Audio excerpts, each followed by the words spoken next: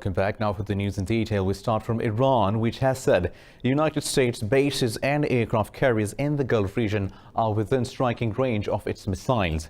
In an interview, Revolutionary Guards Air Force head Brigadier General Amir Ali said Iran is ready for a full-fledged war. Hajizada said after U.S. drone shot down its assets in Qatar, UAE and Sea of Oman are on target of Iranian missiles. He added that Iran would have hit those targets if Washington had shown a reaction after the incident. Meanwhile, Iran has dismissed U.S. accusations that it was behind drone attacks on Saudi oil installations. Earlier, the United States blamed Iran for leading attacks on Saudi oil plants that have cut the kingdom's output roughly in half. Foreign Ministry spokesman Abbas Mousavi said Washington is seeking excuses to attack Tehran. It said such fruitless and blind accusations and remarks are incomprehensible and meaningless. U.S. Secretary of State Mike Pompeo said Tehran is behind nearly 100 attacks on Saudi Arabia. He called on all nations to condemn Iran's attacks. Pompeo said Iran has now launched an unprecedented attack on the world's energy supply. Iran destabilizes this entire region. It supports proxy militias and terrorist groups. It is an arms dealer to the Houthi rebels in Yemen. Earlier in a phone call, President Donald Trump offered Saudi Crown Prince Mohammed bin Salman support for his country's self-defense. Still in Saudi, the Saudi shares plummeted 3% at the start of trading today. The market slump came after drone strikes claimed by Houthis hit the kingdom's major oil facilities. The Arab world's largest capital market shed over 200 points in the first few minutes after all the opening bell.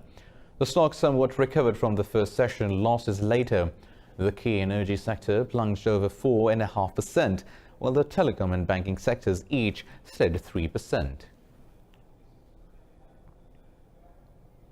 Moving on, New Delhi has arrested and exiled over 4,500 Kashmiris over the past month from the Indian-occupied Kashmir. Srinagar police say the arrested Kashmiris have been moved to jails in different states of India. Shopaya district of the valley tops the list with over 40 civilians detained under controversial Indian public safety law. The people of occupied Kashmir have been looking for their missing relatives who have been detained since August 5th. Meanwhile, Nobel laureate Malala Yousafzai has called upon the United Nations to work for peace in the occupied territory. The activist said stability in the valley will allow children to go back to their schools and resume their education. New Delhi's crushing curfew and communication blockade in Indian-occupied Kashmir has entered its 42nd day. Afghanistan's former Prime Minister Bulletin Hekmatyar has said Afghan forces do believe the conflict in the country is a holy war. He said youngsters are joining the lines of the forces due to economic constraints and poverty. Speaking in Kabul, former politician said over 300 members of Afghan national defense and security are killed every day. He said current Kabul government is the biggest hurdle for peace and leadership as it is happy in the continuation of war. Calling on Taliban, he said the group should continue talks with Afghans after failure of their dialogue with the United States. Meanwhile, the presidential spokesman Siddiq Siddiqui has asked Hekmatyar to apologize to Afghan forces for his remarks.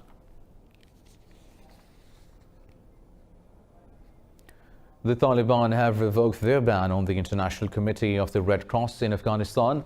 The group imposed a ban on the ICRC in April over alleged suspicious activities during vaccination campaigns.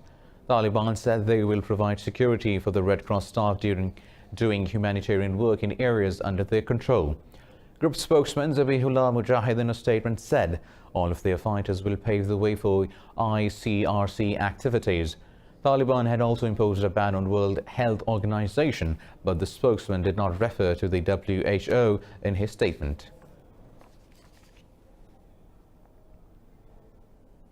United Nations High Commissioner for Refugees has condemned mobile phone ban in Rohingya camps by Bangladesh. The United Nations body said Rohingya should not be subjected to any restrictions from which stop them from contacting their relatives.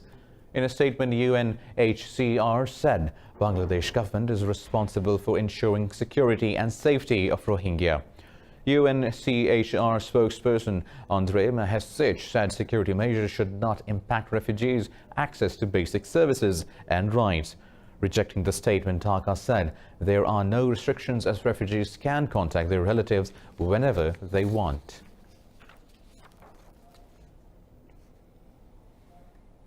Moving on, British Prime Minister Boris Johnson has pledged to bypass parliamentary legislation ruling out a no-deal Brexit. Johnson likened Britain to the Incredible Hulk as it seeks to break free from the EU. Johnson said the UK will break out of EU's manacles like the green-skinned superhero. He drew parallels between the UK situation in Brexit talks and the frustrations felt by the fictional scientist. Johnson has maintained he wants to negotiate a new deal with EU that does not involve a backstop. Meanwhile, Brexit Minister Stephen Barclay says the United Kingdom is moving towards a deal, though significant work remains to be done. In an interview, Barclay said he is scheduled to meet EU negotiator Michel Barnier on Monday. In another development, ex-Tory Minister Sam Gyimah has switched to the pro-EU Liberal Democrat Party. Meanwhile, Syrian government has opened a new checkpoint in the de-escalation zone of Idlib to ensure humanitarian aid and safe exit of civilians. Russian army official Alexei Baikin said militants from the zone can also lay down arms there. Baikin said Abu al-Dhuhr checkpoint and corridor will provide medical treatment and vehicles to civilians leaving Idlib. He said a group of militants is still violating ceasefires as 34 cases of shelling were recorded in Aleppo and Idlib in the past 2 days. Meanwhile, Syrian state media reported militants are stopping civilians from leaving through Abu al-Dhuhr checkpoint.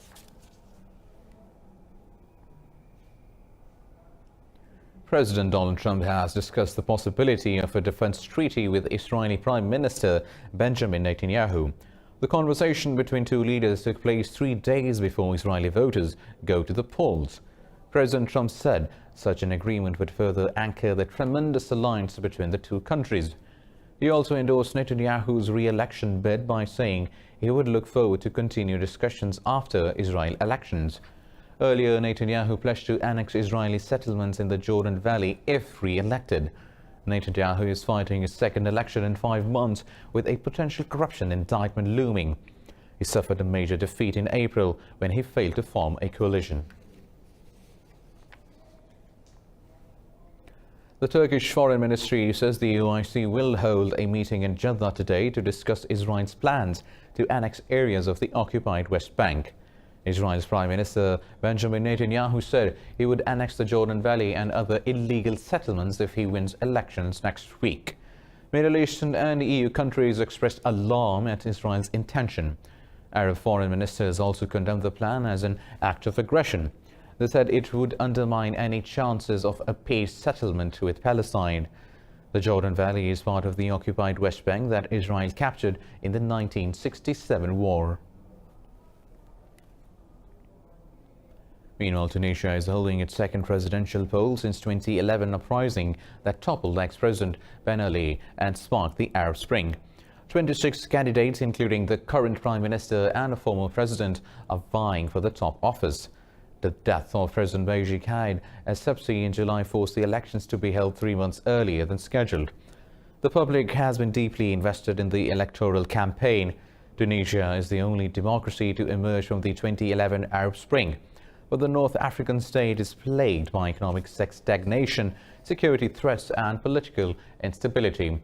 A runoff vote will be held in November if nobody secures an absolute majority in today's elections. Italy has allowed rescue ship Ocean Viking carrying 82 migrants to disembark at Lampedusa. The move is hailed as a reversal of the uncompromising closed-door policy of the previous administration. The vessel picked up the migrants off Libya and had asked both Italy and Malta for permission to dock. Foreign Minister Luigi Di Maio said the French ship was allowed port only after European countries agreed to take in migrants. Earlier, German Interior Minister Horst Seehofer said Berlin will take in a quarter of migrants who arrive in Italy by boat. European Union states will meet in Malta on September 23rd to discuss migration issues. According to the UN, around 1,800 and 50 migrants have died at sea in 2019 so far. Now, at least 9 people have been killed after a bus collided with a truck in Russia's Yaroslav region. Local Department of Healthcare said 28 others were injured in the accident. The department said 9 ambulance crews are working at the scene. Traffic police said the accident occurred because of a truck driving into the oncoming lane. The Interior Minister has launched a criminal investigation.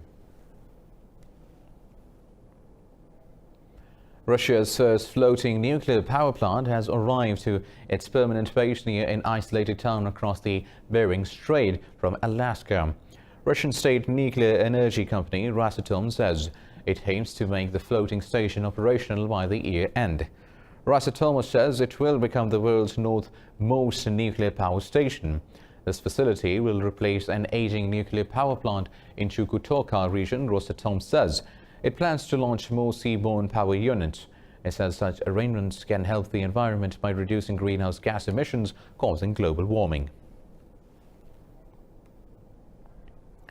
West African leaders have pledged $1 billion to combat the escalated threat of terrorism in the region. At a regional summit in Burkina Faso, the bloc said Al-Qaeda and ISIS-backed groups have strengthened their foothold across the Sahel region. The Economic Community of West African States said the militants have fueled local ethnic violence, especially in Mali and Burkina Faso. ECOWAS President Mahamadou Issoufou said the rising violence has displaced 3 million people this year alone. He also called on the UN to strengthen its peacekeeping mission in Africa. The international community has the duty to participate in the battle to safeguard peace and security. Earlier, the UN asked West Africa to consider strengthening its response beyond current military efforts amid rising militant attacks. Meanwhile, in Congo, police have arrested former Health Minister Oli Ilunga over alleged embezzlement in funds for fighting Ebola epidemic. Police say he tried to flee the country to avoid legal action.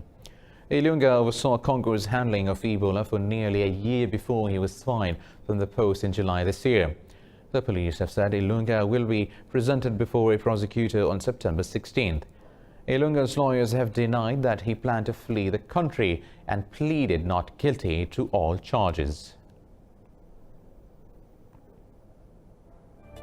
More news coming up after a short break. Stay tuned.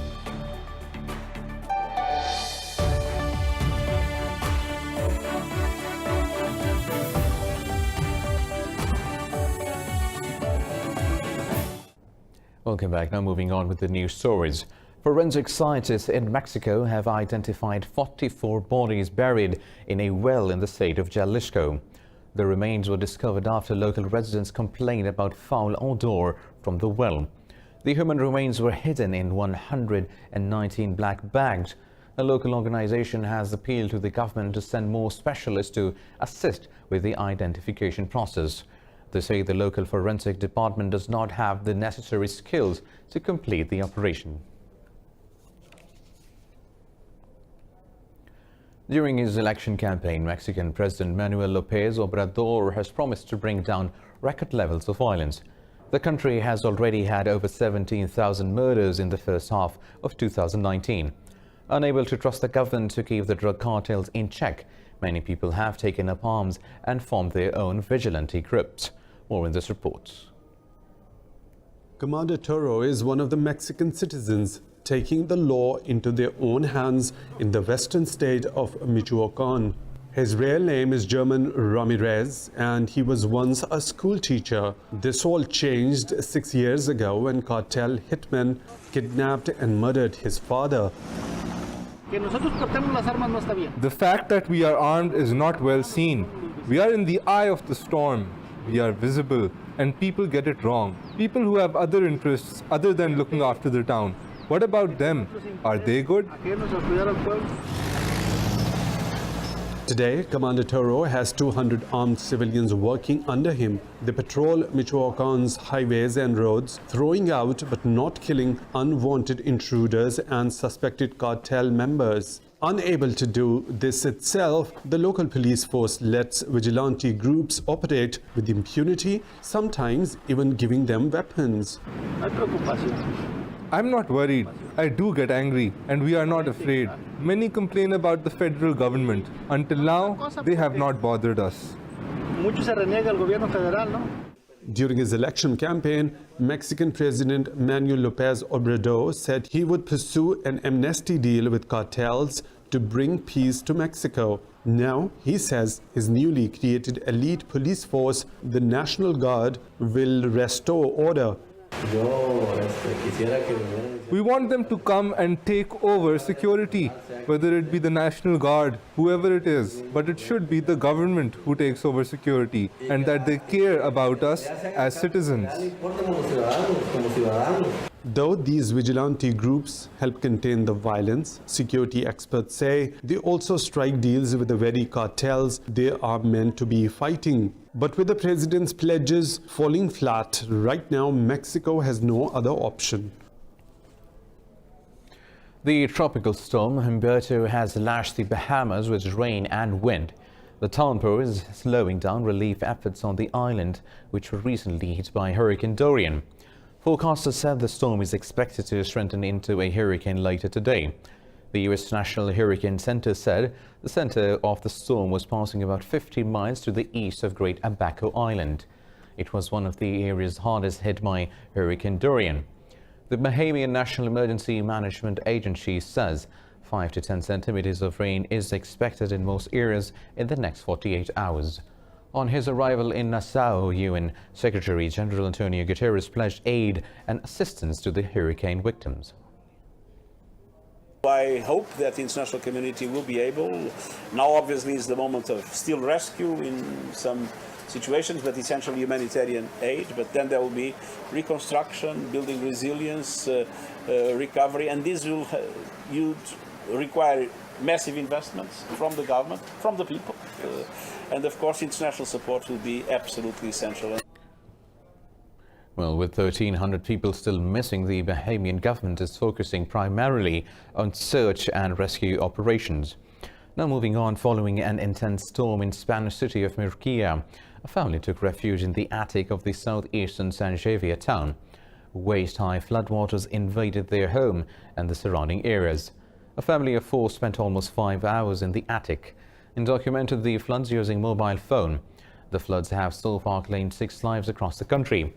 Earlier, torrential rains with heavy floods swept away cars and debris in the regions of Valencia, Murcia and eastern Andalusia. Cars piled on top of each other and roads damaged after floods in Orihuela.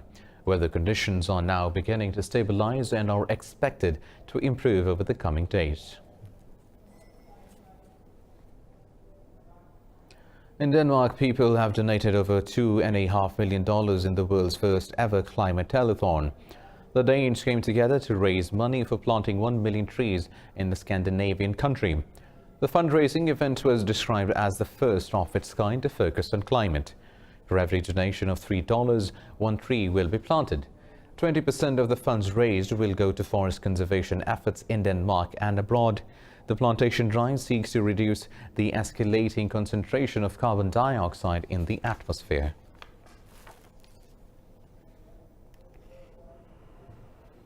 Now, Singapore's air quality has deteriorated to unhealthy levels for the first time in 3 years.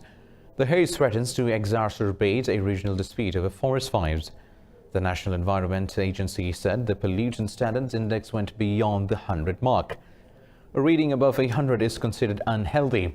The environment watchdog said winds were blowing the smog from forest fires in Sumatra towards Singapore. In Malaysia, air quality also dropped to unhealthy levels in and around Kuala Lumpur. In United Kingdom, an 18-carat solid gold toilet has been stolen in Bulgaria at Blenheim Palace. Police said a gang broke into the Oxfordshire Palace and stole the artwork. The robbery caused significant damage and flooding because the toilet was linked to the building's plumbing network. The toilet, named America, is valued at over $5 million. It was part of an exhibition by Italian conceptual artist Maurizio Cattelan that opened on Thursday. The toilet was previously on display in a cubicle at New York's Guggenheim Museum, where over 100,000 visitors were able to use it.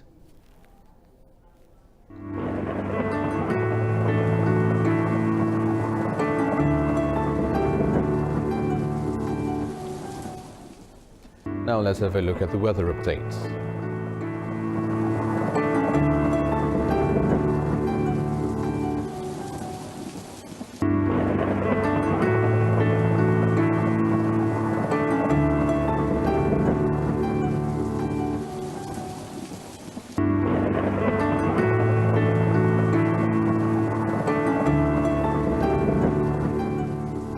Well, viewers, with the weather update, we come to the end of this bulletin. For more news and updates, keep watching Indus News.